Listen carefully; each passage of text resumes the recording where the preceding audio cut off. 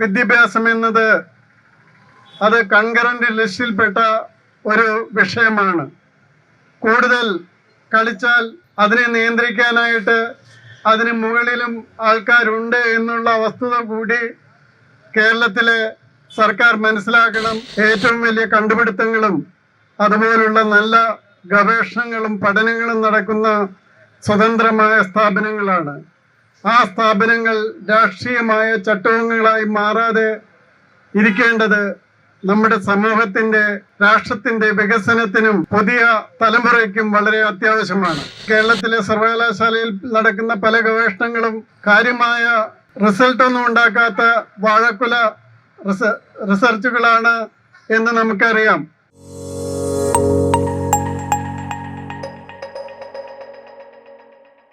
നമസ്കാരം. 2025 സർവകലാശാല നിയമ ഭേദഗതി ബില്ലിനെതിരെ വലിയ രീതിയിലുള്ള ആരോപണങ്ങളും പ്രതിഷേധങ്ങളുമാണ് പൊതുസമൂഹത്തിൽ നിന്നും ഉയർന്നു വരുന്നത്. എന്തായാലും ഈ ഒരു വിഷയവുമായി ബന്ധപ്പെട്ട് ശ്രീ TP സെൻകുമാർ ഇപ്പോൾ മാധ്യമങ്ങളോട് പ്രതികരിക്കുകയാണ്. കുറച്ച് വർഷം മുമ്പ് ചാൻസലറുടെ അധികാരങ്ങൾ മുഖ്യമന്ത്രിയിലേക്ക് മാറ്റുന്ന വിധം ഒരു ബില്ലുണ്ടാക്കി ആ ബില്ല് ഗവർണർക്ക് അയച്ചു കൊടുത്തു. ഗവർണർ അത് ഒപ്പിടാതെ രാഷ്ട്രപതിക്ക് അയച്ചു. അതിനുശേഷം തമിഴ്നാടിനെ സംബന്ധിച്ച ഒരു വിധി സുപ്രീം കോടതിയിലുണ്ടായി. അതിനുശേഷം ബഹുമാനപ്പെട്ട രാഷ്ട്രപതി തന്നെ ഭരണഘടനയുടെ അനുച്ഛേദം 143 അനുസരിച്ച് സുപ്രീം കോടതിയോട് ചില ചോദ്യങ്ങൾ ചോദിച്ചിരിക്കുകയാണ്. അതെല്ലാം ഇപ്പോൾ അങ്ങനെ പെൻഡിങ്ങിൽ കിടക്കുകയാണ്.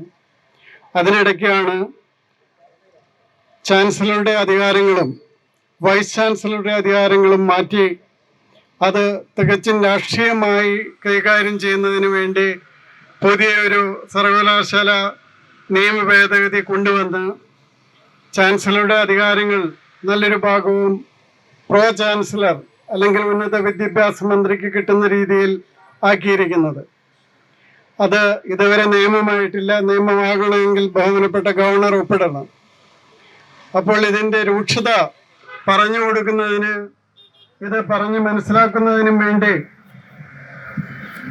എല്ലായിടങ്ങളിലും ഇത് വന്നാലുള്ള അപകടം, കാരണം ലോകത്തിലെ എല്ലായിടത്തും സർവകലാശാലകൾ സ്വയംഭരണ സ്ഥാപനങ്ങളാണ്. മാത്രമല്ല ഏറ്റവും വലിയ കണ്ടുപിടുത്തങ്ങളും അതുപോലുള്ള നല്ല ഗവേഷണങ്ങളും പഠനങ്ങളും നടക്കുന്ന സ്വതന്ത്രമായ സ്ഥാപനങ്ങളാണ്.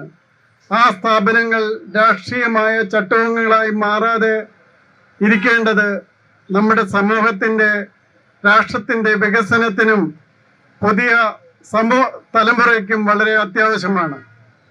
ഇപ്പോൾ തന്നെ നിയമമാകാതെ തന്നെ കേരള ടെക്നിക്കൽ യൂണിവേഴ്സിറ്റിയിൽ ഒരു പരാതി വന്നു. ആ പരാതി അന്വേഷിക്കാൻ ഗവൺമെന്റിൽ നിന്നും ഒരു അണ്ടർ സെക്രട്ടറിയെ വിടുകയാണ് ഉണ്ടായത്. അത് തികച്ചും നിയമവിരുദ്ധമാണ്. കാരണം വൈസ് ചാൻസലർ പോലും അറിയാതെയാണ് അങ്ങനെയുള്ള അന്വേഷണങ്ങൾ നടത്തുന്നത്. ഇത് മാത്രമല്ല, വൈസ് ചാൻസലറുടെ ഒപ്പം അധികാരം കൊടുത്ത് രജിസ്ട്രാറെ ഉണ്ടാക്കുകയാണ്. ഈ രജിസ്ട്രാറെ സിൻഡിക്കേറ്റാണ് നിയമിക്കുന്നത്. അപ്പോൾ തികച്ചും സാമാന്യേന സ്വതന്ത്രമായി പ്രവർത്തിച്ചിരുന്ന ഒരു സംവിധാനത്തിനെ മുഴുവൻ രാഷ്ട്രീയമായി പ്രവർത്തിക്കുന്ന ഒരു സംവിധാനമാക്കി മാറ്റി അതിലെ ഗവേഷണങ്ങൾ, നമുക്കറിയാം കേരളത്തിലെ സർവകലാശാലയിൽ നടക്കുന്ന പല ഗവേഷണങ്ങളും കാര്യമായ റിസൾട്ടൊന്നും ഉണ്ടാക്കാത്ത വാഴക്കുല റിസർച്ചുകളാണ് എന്ന് നമുക്കറിയാം. പലപ്പോഴും അതാണ് അതിൻ്റെ ഫലമായിട്ടുണ്ടാകുന്നത്. അതല്ലാതെ ദേശീയമായി ഏതെങ്കിലും ഗുണമുണ്ടാകുന്ന റിസർച്ചുകളൊന്നും ഇവിടെ നടക്കുന്നില്ല.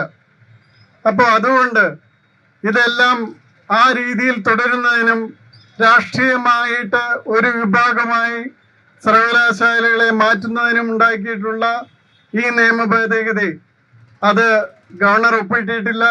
ബഹുമാനപ്പെട്ട ഗവർണർ ഒപ്പിടാതെ തന്നെ അത് തിരിച്ചയക്കുകയോ ബഹുമാനപ്പെട്ട രാഷ്ട്രപതിക്ക് അയക്കുകയോ ചെയ്യണമെന്നുള്ളതാണ് വേണ്ടത്.